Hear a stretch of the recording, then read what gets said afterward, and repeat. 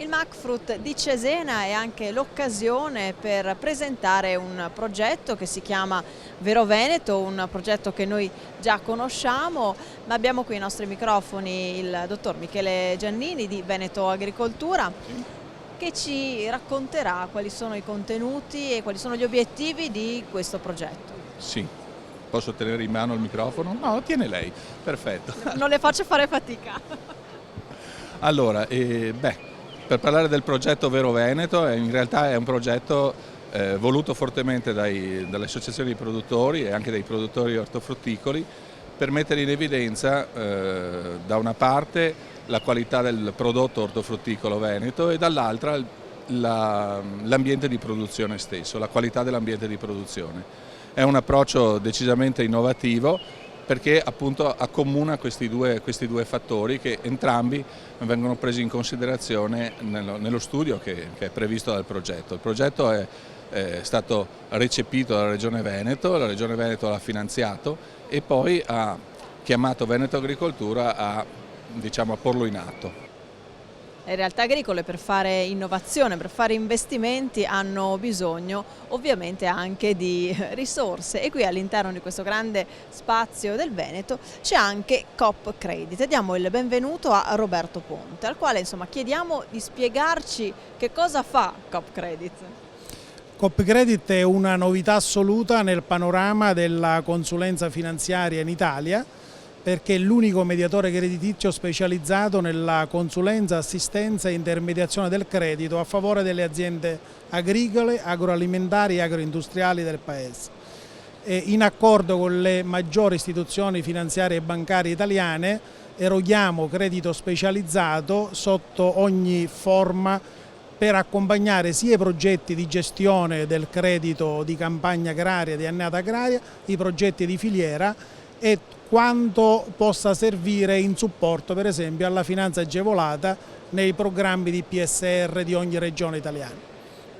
Ringraziamo Roberto Ponte e diamo il benvenuto ad altri due ospiti. Alla mia sinistra Paolo Manzana, Presidente del Consorzio di tutela del radicchio rosso di Treviso IGP e alla mia destra abbiamo Gerardo Fabiano che è il responsabile vendite della cooperativa PAF, i produttori del fucino. Che cosa producete nel fucino? Buongiorno, innanzitutto buongiorno. Allora, i nostri prodotti vanno dal radicchio rosso di Chioggia, il Treviso, tutte le insalate adulte quali pan di zucchero, riccia, scarola, indivia, finocchio, sedano e cavoli.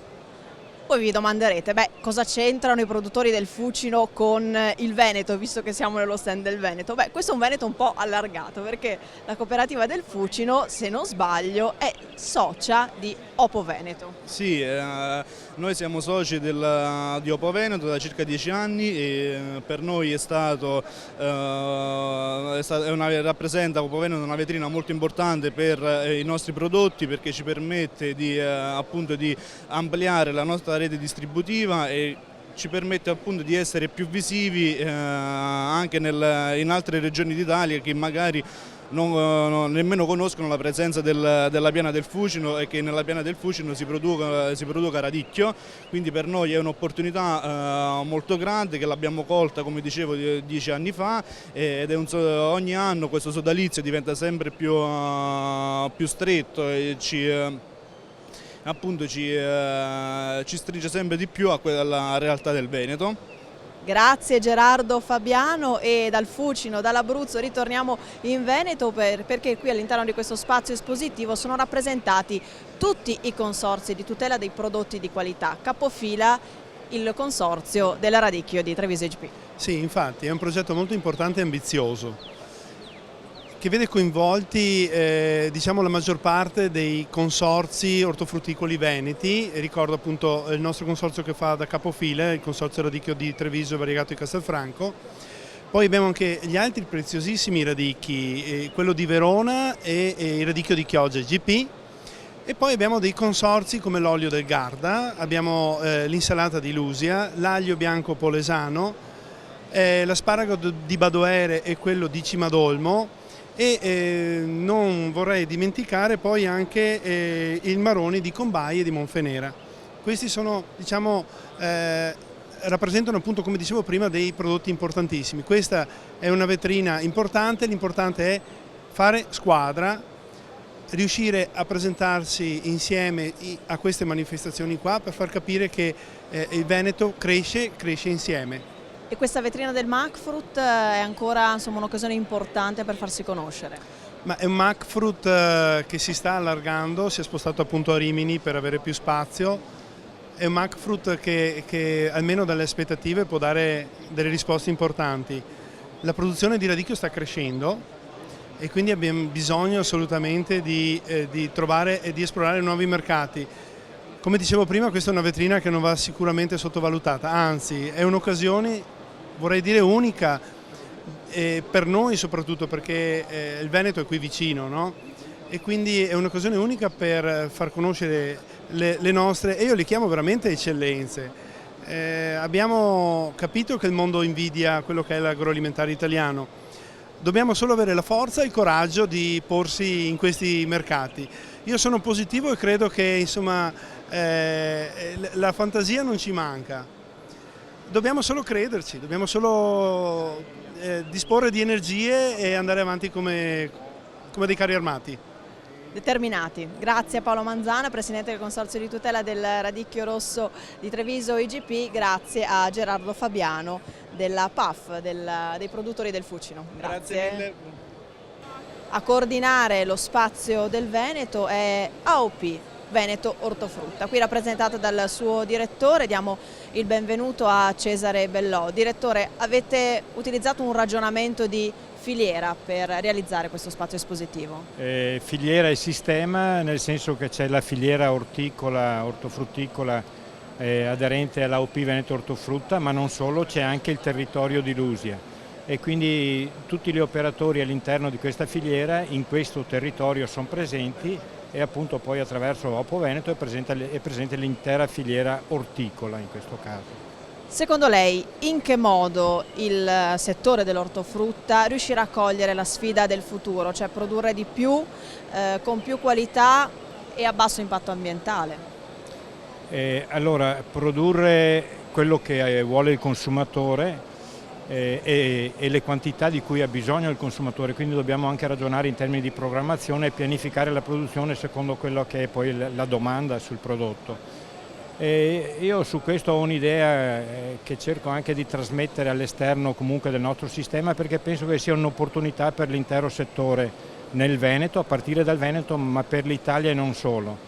Ed è quella di unire i prodotti di qualità che in questo caso ha il Veneto e l'Italia nel settore ortofrutticolo, di unirli alla qualità del territorio che li produce. Come è possibile questo? È possibile attraverso da un lato sul prodotto le varie certificazioni, denominazione d'origine, biologico o marca, comunque prodotti di qualità, legando il fatto che il prodotto poi arrivi da un territorio di qualità. Questo è dimostrato attraverso una certificazione che stiamo utilizzando, che è una certificazione che ha uno standard accreditato a livello internazionale che si chiama Biodiversity Friend, cioè è una certificazione che va a certificare la biodiversità, la vita presente nei nostri ambienti.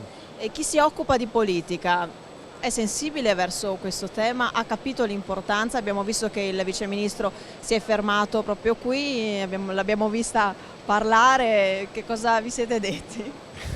Non ci deve dire tutto? No, ma non ci sono segreti, è tutto in grande trasparenza. La Regione Veneto ha capito perfettamente qual è l'importanza di questa operazione, ma l'ha capita perché ho fatto un esempio semplicissimo dicendo al mio assessore di riferimento in Regione Veneto: guardi che del radicchio di Treviso prodotto nella terra dei fuochi i consumatori forse non lo gradiscono.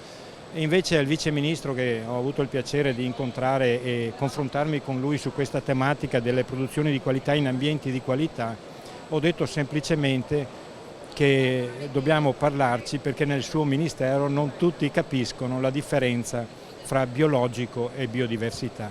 Allora, biologico è il prodotto, è una certificazione di prodotto, biodiversità è una certificazione di ambiente. Dall'insieme di queste due cose esce un valore aggiunto straordinario su cui scommetto il futuro delle nostre aziende ortofrutticole. Questo è quello che ho detto al vice ministro e lui mi ha detto vieni a Roma a trovarmi, ne parliamo.